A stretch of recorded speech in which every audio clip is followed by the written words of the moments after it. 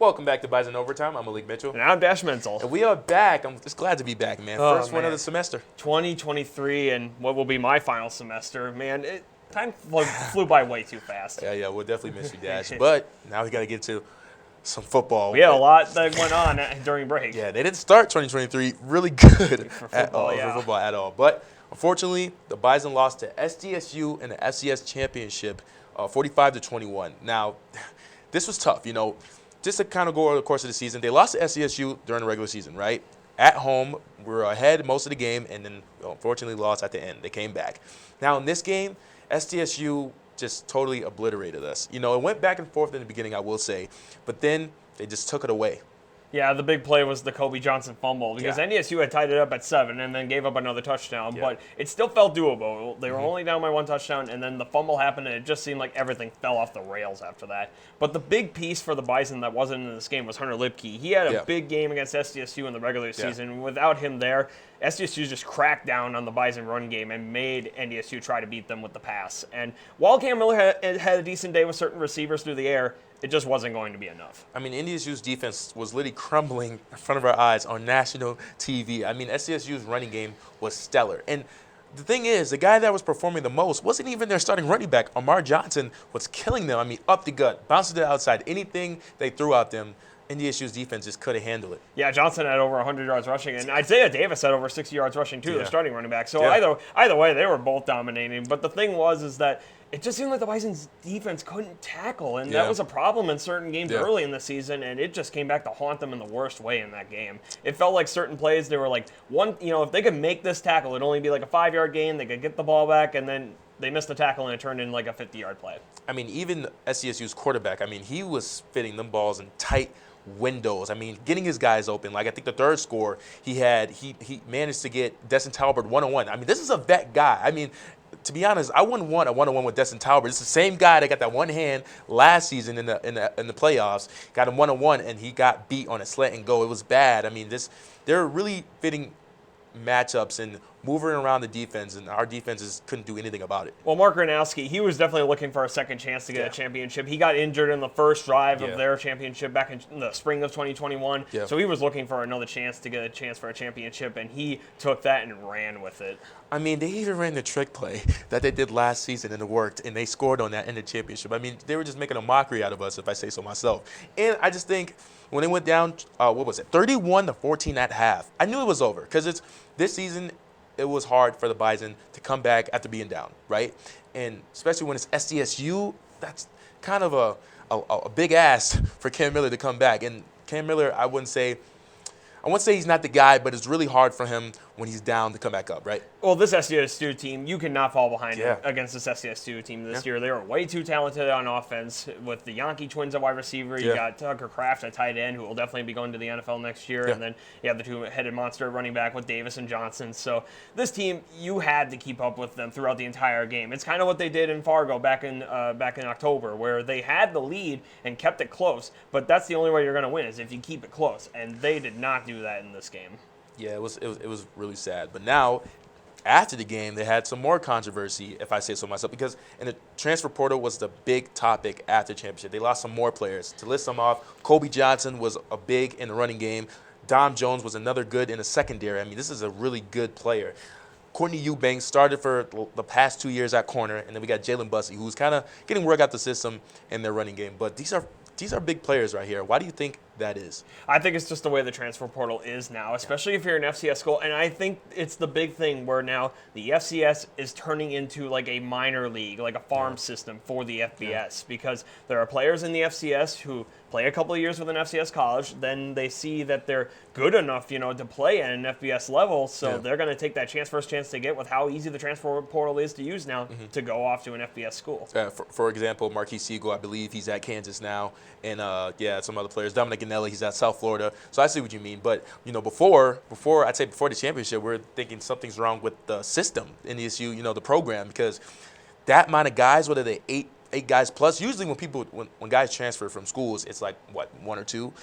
8+ at NDSU, that's kind of raises, a couple of eyebrows, you know what I mean? I can definitely see some people panicking about it, losing a lot of star players like that. But the thing is that I think it's not so much of an issue is because, North Dakota State is one of the best FCS programs there is. There's no doubt about that. And it's almost like the problem that I mentioned earlier this year about having too many good players, too much of a good thing. And when we have so many good players, either one, they're not going to get enough, playing time, even though they definitely feel like they could, or two, we have a bunch of great players. They see that they're great, and they're going to go off to an FBS school. And when you have a lot of players that meet those criteria, you're going to lose a lot of players like that in the transfer portal. But we're not the only one who's getting affected like this, though.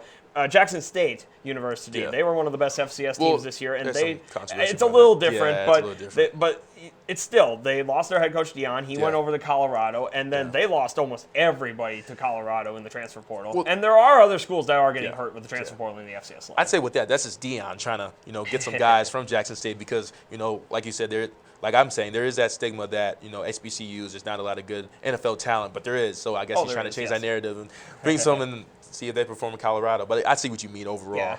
And then, but on a good note, we got a couple guys that got invited to the NFL Combine. We got Cody Mock, Hunter Lipke, and tight end Noah Gindorf. Now, I'm glad that those two, Gindorf and Lipke, got invited because, they left the season with an injury, especially Noah Gindorf early in the season, that re-injury twice. And I think pretty much everybody thought it was pretty much over. Hunter Lipke with that shoulder injury, too, that kind of raised my worries because I had a feeling he was going to get hurt because when you just keep pounding a guy week after week, 20 carries per game, ultimately he's going to get banged up. And I'm glad those guys got invites. And as for those three guys, first Noah Gindorf, I was definitely worried that I was worried he and in his defense, he was injured multiple times with the same injury. I was thinking he might have just called it quits, because he was worried about that injury, just keep getting re-aggravated. But I'm glad to see he got the Combine invite. I really hope that, I don't know if he'll get drafted, but I hope somebody sees him as an undrafted free agent and takes, gives him a chance because I feel like he could definitely make some noise. But Hunter Lipke as well. The thing about him is I know he'll get drafted. It's just I don't know what round or what team because the thing with Hunter Lipke is the only relation I can have with him in the NFL level is Kyle Juszczyk, the fullback of the 49ers. Because Kyle Shanahan uses Juszczyk as a tight end, uses him as a fullback in the run game, in the pass game, as a wingback. He uses him in a whole bunch of different ways. Yeah. Like the same way that the Bison have used Hunter Lipke. Yep. So the only way I can see, not the only way, but the way I see Hunter Lipke best getting drafted is a team that sees him with that kind of fit, like how the 49ers see Kyle Juszczyk.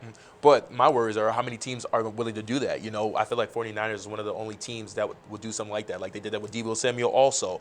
But how do you think other teams are going to be able to do that with Hunter Lipke? Like you said, he can run the ball, he can block, he can catch, he can run routes, he can do a lot of things. But is an NFL team willing to do that for Hunter Lipke? Well, the thing is, you look at how good the 49ers offense is this year, and Kyle Juszczyk is a big part of that offense, and look at how good that offense is this year.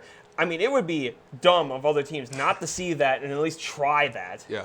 And then lastly, for Cody Mock, a lot of people have been considering him one of the best offensive lineman prospects to come out of North Dakota State University, and that is saying something considering the guy who was picked last year from North Dakota State on the O-line is one game away from starting in a Super Bowl in a couple of weeks. Right. In Cordell Volson. So that is saying something about Cody Mock. A lot of people like him. He's a fan favorite here, and I'm excited to see what NFL team is going to take him. Yeah, and also Destin Tilbert had announced on Twitter that he'll be entering the NFL draft. So hopefully he gets some, undrafted free agent. You know what I mean?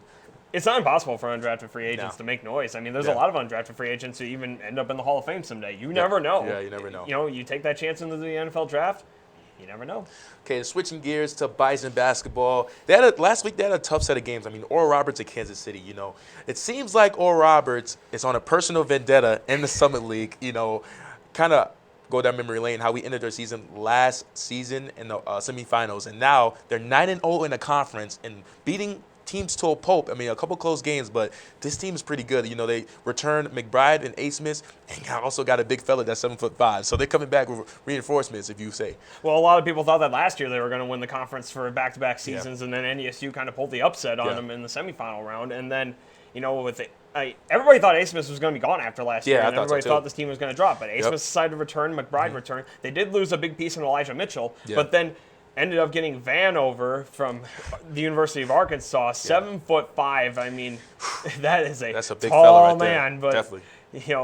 This team is very good this year. Yeah. They're very good at shooting. It's just their style. They win by shooting. They win by scoring points. They don't focus a lot on defense as offensively focused team. Yeah, but even Coach Richmond said, this team looks like they're on a mission, and they did. So to get into that game last Thursday, NDSU faced Oral Roberts and lost 92-69. Now, to get into the first half, it was back and forth. I'd say Grant Nelson, Boden Skunberg was a big reason for that. I think those two really brought it against Oral Roberts, and I think everybody knew they had to. I mean, this is a tough matchup. Every time they play each other, something marvelous happens, and this was a good matchup. I think the Bison made an emphasis in shooting. I think even Javis Miller got in that rotation with threes. Sorry about that. It almost seemed like they were trying to beat Oral Roberts in their own game in the first half. Yeah. Just shoot, just try to outshoot them. Yeah, that's what Coach Richmond was also saying in their post press conference. Like, those guys are playing hero ball.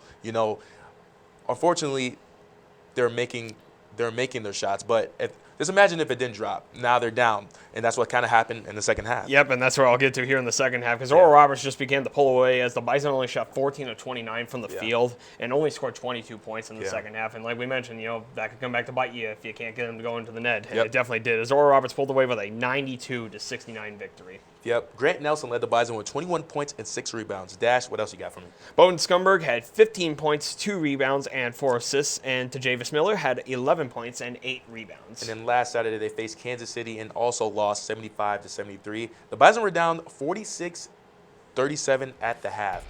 1 minute and 34 seconds left in the game. They were tied up 68-68, but then Kansas City hit a dagger at the end, and that's pretty much what did it. It felt like a dagger at the time, but even then, the Bison still had a chance to win. They were only down by 1 with the chance to run the clock out and take the last shot, but unfortunately, Grant Nelson's shot did not go into the net, and unfortunately, the Bison have another loss. Yep, Angie Morgan had a great night. He led the Bison with 29 points and 8 rebounds. Dash, what else you got for me? Grant Nelson had 15 points, 7 rebounds, and 3 assists. And so they are now 5-4 in the conference. They'll be home tonight against UND at 7. The Bison already beat UND in Grand Forks, and they're at the bottom of the conference. But I'm gonna give you the how the conference is going, because it's pretty mixed up. Every team is pretty much balanced. You can get into that. Yes, no team should be taken lightly this year, even UND, because UND, they had the lead at halftime against Oral Roberts a couple of weeks ago, and they beat Kansas City by 17 points. Yeah. This conference, from about 3rd to 6th right now, is all within a half a game of each other. Yeah. So this conference, it seems like it's like that every given Sunday kind of thing, and any team can win any given game. It just depends. Even Oral Roberts, I know they're undefeated in conference right now, and I know they're playing out of their minds in certain games, but it's that offensive mindset of, making every single shot and not really focusing on defense, because that can come back to bite them. We saw that last year in the semifinal game against North Dakota State, and they could have a couple of games this year where that kind of mindset comes back to bite them, and there are teams that will take advantage of that. Kansas City almost beat them in Tulsa earlier this year. It took a buzzer beater to beat them, and then UND had the lead on them at halftime. So I feel like anybody in this conference this year in men's can win the conference this year. I can make a case for every single team. And now they changed the rules. Now it's 10 teams that come. Everybody is allowed. Everybody gets to go now. Yeah, but hopefully tonight the Bison can get it done. I mean, I'm pretty sure the arena will be packed tonight, especially because it's UND. Or Roberts was packed, so hopefully they can get it done tonight. But moving on to women's basketball, they're still having a great season. They're 13-6 overall and 8-0 at home alone. So they're doing pretty good. They definitely changed the narrative from last season. I mean, oh my God. I mean, I've heard awful, they were trash. I've heard a lot of things, but now they're doing pretty good. It seemed like the program was on a bit of a rise these last couple of years, but then the team lost a lot of players. And you had to wonder, there's a lot of transfers coming in, and there was a few freshmen coming in, and you had to wonder, what's this team going to be able to mesh in time to replicate any sort of success this year? Because the only one that, the big face player was Heaven Hamlin coming back, but was there anybody else who was going to take the step up? And there are Abby Schulte, and Emily Banky, players like that. But, there are a lot of new faces and similar faces that have stepped up this year. Not only the transfers, freshmen too. Elle Evans and Abby Graham. I mean, my goodness, this team, it seems like almost every player has done their part this year. Right. They're currently second in the conference, and they're beating tough teams like USD, Western Illinois, and even Kansas City. I mean, these are teams that they got blown out last season, and they're doing pretty good. But last week, do you have something? I have one more thing. And we talked about all the different teams at North Dakota State University. We talk about the football team all the time. Men's basketball has had success. Men's and women's track and field always have success. The one team that we always seem to struggle with is women's basketball. In the last decade, it's been a bit of a struggle. But it seems like this year they've finally broken through that. And, it is great to see this women's team. Right. playing out of their minds right now. New energy. Last Thursday, they faced Oral Roberts in Tulsa and unfortunately lost 75-53. In this game, shooting was a huge problem. I mean, they shot 28% from the field and only made 2 threes out of 20. I mean, that's 10. This game, their defense was up to par, but their shooting, ultimately, you need points to win the game, right? So, absolutely, and considering Helen Hamling, too, she was 1 of 13 from the field goal and 0 of 8 from threes. So, you know, when you got star players like that who are also struggling, it's just hard for the team to get anything going. Yep, Elle Evans led the Bison with 14 points, 2 rebounds, and 2 blocks. Dash, what else you got for me? Taylor Brown had 13 points, 2 rebounds, and 2 assists, and Abby Graham had 11 points, a rebound, and a steal. And then last Saturday, they beat Kansas City 75-66 in Kansas City. Sorry about that. In this game, shooting from the field got way better. However, threes were still struggling. You know, they struggled to make a 3. Threes were still a struggle, but this team has definitely made an emphasis of defense this year. There are a lot of games where the girls' defense did a great job and, you know, made sure that the victory would be secured. Yeah. Ella Evans led the Bison again, scoring 23 points, 8 rebounds, 3 steals, and 2 assists. Wow, she definitely had a good game. A lot of stats, and another player who had a good game. Emily Banky had a double-double with 14 points and 11 rebounds, and Abby Draper had 9 points, 2 rebounds, and 2 assists. So they are now 7-2 in the conference. Tomorrow they'll face UND at 1 p.m. in Grand Forks. The Bison beat them by 5 last month, so let's see if they can get it done again. Yep, and the one thing I really want to see is an emphasis on offense this week. Like, the defense has been up to par, even in that loss against Oral Roberts, but we definitely want to see some consistency in that offense because come March, you know, the one thing that could really hurt them is a lack of offense. Yep, we'll see what happens tomorrow. But we're going to take a quick break. When we come back, we'll have a special guest from the men's basketball team. Stay tuned. There are so many great things to experience at NDSU. It's hard to pick one, but my favorite is the people. They make it such a warm place.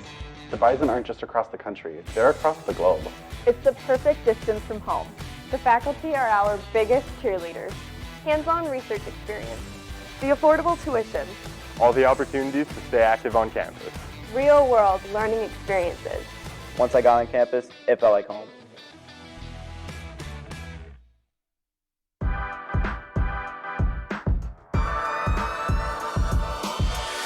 My name is Addie Stewart, and I graduated from NDSU in the Department of Communication in 2018. My degree was in strategic communication, and I'm the communications specialist for the city of West Fargo. That includes social media, press releases, breaking news, interviews, media relations, and more.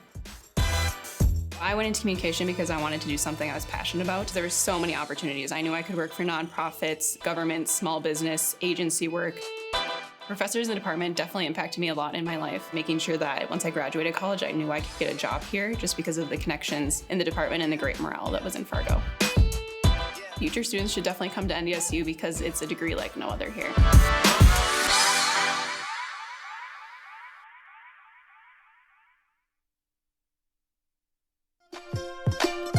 The NDSU bookstore has everything you need to show off your Bison pride. The bookstore can have you sporting green and gold wherever you go. It offers many different brands, sizes, styles, and selection so that you find exactly what you're looking for. Shop the NDSU bookstore and show your spirit today.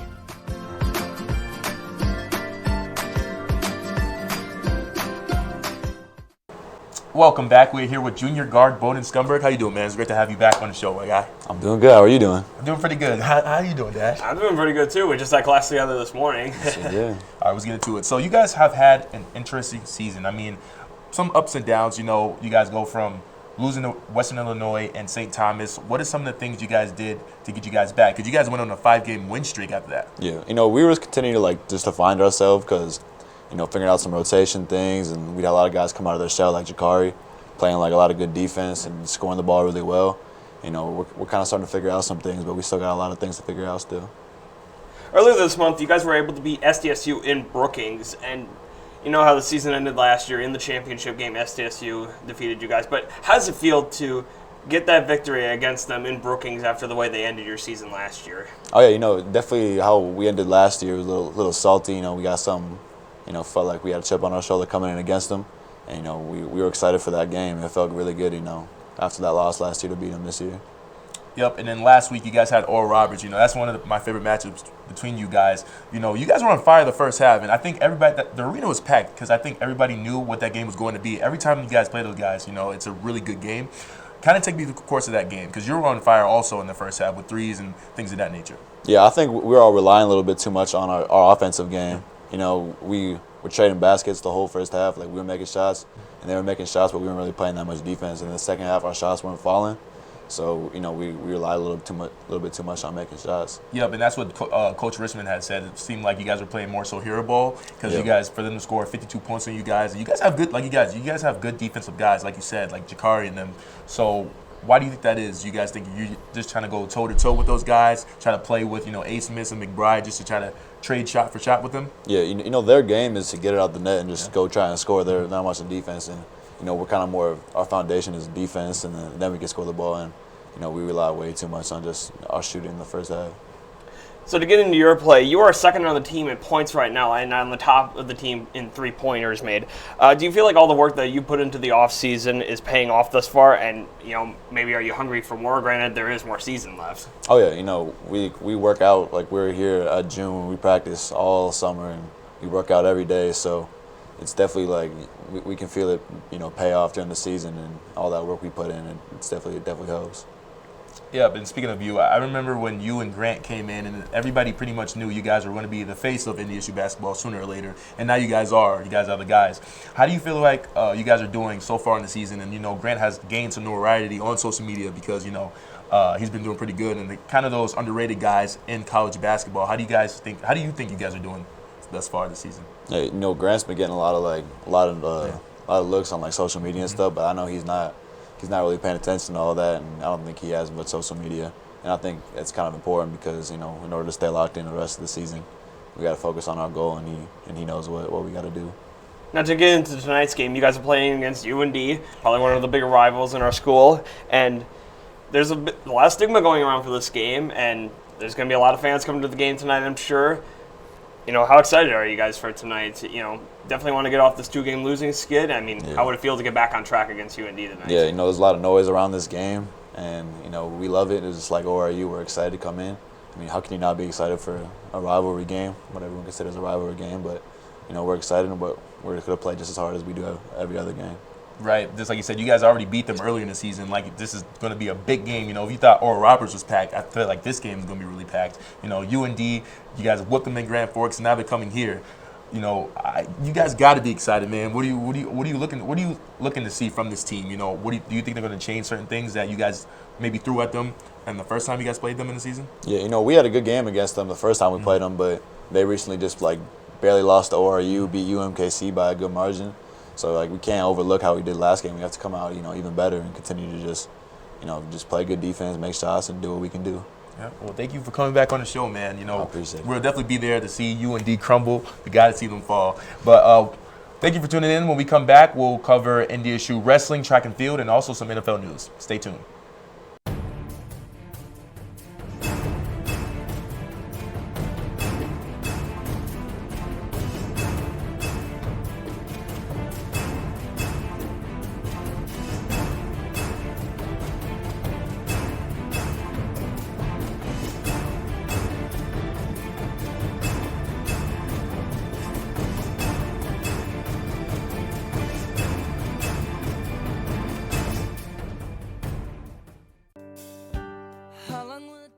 I'm your friend. I am your coworker. I'm your neighbor. There's no set person that defines who needs help in North Dakota. I play cards with your grandmother every week. Hunger is becoming more and more widespread and more known because there are people standing up and saying, hey, this can't happen. We can't be having this in our state, in our community. I sit next to you in math class. It's proving that they're learning better and they're not coming to school so hungry on Monday morning. We're engaging them and we're helping them learn. I mean, people want to help their fellow citizens, and in this food bank, in this agency, that is exactly what's happening, is people really, truly care. I'm here. I'm here to change the faces. I'm here to change the faces of hunger. One kid, one mentor, plus one moment can unlock limitless potential. One heart-to-heart. One inside joke. 30,000 youth are waiting. Be there for one of them. It's time. Become a big today. And we're back. We're going to kick this segment off with track and field. So last Saturday, the men's and women's competed at the Jim Emmerich Alumni Invitational, and they did pretty good. Yeah, as they always do. Track and field has always been one of the premier sports at this university. And once again, it just feels like every week when you look on the website, it's like personal record beat. Yeah. NDSU record, second or third all time on NDSU's list. It's like it seems like every single week they just get better and better. And I honestly, I couldn't tell you how they do it. They just seem to pump it out every single year. And they've been doing this for the last 2 years, so that's good. At least 2 years. It feels longer than that. Yeah, so I'm glad they're still doing that. But to get into the men's, Josh Knudsen took first place in the 400-meter dash with a time of 47 seconds. Brandon Lewis won the long jump with a distance of a little over 7 meters. Caden Paston was on the top collegiate throwers with a distance of 19 meters, and Gerard White finished second place in the pole vault with a height over 5 meters. Dash, how did the women's do? Kendra Kelly took first place in the 200-meter dash in 24 seconds flat. Sydney Arndt won the 60-meter hurdles in 8.46 seconds, and right behind her was Teresa Bolabrook with a time of 8.49 seconds. Only a 3/100ths of a difference between first and second there. Yeah. And Grace Emenath won the long jump in her third straight meet with a height of almost 6 meters. Yep, so tomorrow they'll be competing at the UND Open in Grand Forks at 11 a.m. Hopefully they can keep it going. I mean, I can imagine they do. I mean, they do it every single week. Yeah. I can't see why next week would be any different. All right, moving on to Bison Wrestling. Last Saturday, they beat Wyoming 32-3 in the Shield Center. I mean, the 29-point victory was the largest win between those two. Yeah, and the Bison lost the initial 125-pound match and just won all 9 other matches to secure a dominating victory. Yeah, but then that Sunday they beat Utah Valley 31-12, so they had a really good weekend. Yeah, and after the first 5 matches, the Bison were already up 24-0 in that. So that was enough of a cushion to pretty much secure a victory at that point. Yep, so they'll have a week off before a trip to Colorado for their last Big 12 duos. So they're doing pretty good. They'll be taking on Air Force next Friday in Northern Colorado that Saturday. At least they get this weekend off. Right. And it looks like they'll be enjoying some ski trips. They're going to Colorado. Possibly, yeah. Yeah. Now, NFL news. This will be a hard one. Time to let you vent. Okay, so. The floor is all yours. This past weekend, my Cowboys, which I don't even want to call them my Cowboys anymore, but my Cowboys had the 49ers. Rick, leave me alone. We lost 19-12. Now I want to say this. This is our 7th straight, divisional round loss. That's 1. 2, our defense did well. Our offense was a problem. Most Dak Prescott. I've come to realize after all this time that he's not the guy. He's not the guy to bring us to the Super Bowl, let alone just survive the playoffs. Dak Prescott cannot do it. Now, when Tony Pollard went down, you guys, my friends, I said it was over. It was over. I mean, our running game was doing pretty good, and after he went down, it was over. And then the last play of the game, just to put the icing on top, what play was that? What play was that? I'm looking at it, don't lineman in front of it. I'm like something in backyard football. I know. I'm like, this is not going to work, and it didn't work, and it's just like, okay, now we're the laughing stock. Not only did we lose, we're already going to get all the flack for losing, but now we're the laughing stock because of that last play. Well, but with that, though, we are only down to 4 teams left in the playoffs. And starting with the AFC Championship game, Patrick Mahomes and the Chiefs, and it's a rematch of last year. Patrick Mahomes and the Chiefs and Joe Burrow's Bengals. I'm very excited to see how this game's going to turn out. I mean, Cincinnati just beat Buffalo in the snow last week, and Cincinnati just beat Jacksonville. I really think that Cincinnati is going to go back to the Super Bowl again this year. I think they're going to beat Kansas City for a 4th straight time. I got the Eagles over 49ers, and I got the Chiefs over Bengals, man. All right. That's what I got. And I have Eagles over 49ers as well in the NFC. Okay, thank you for tuning in to another episode of Bison Overtime. I'm Malik Mitchell. And I'm Dash Mentzel. And we'll catch you next Friday at 2 p.m. Go Bison.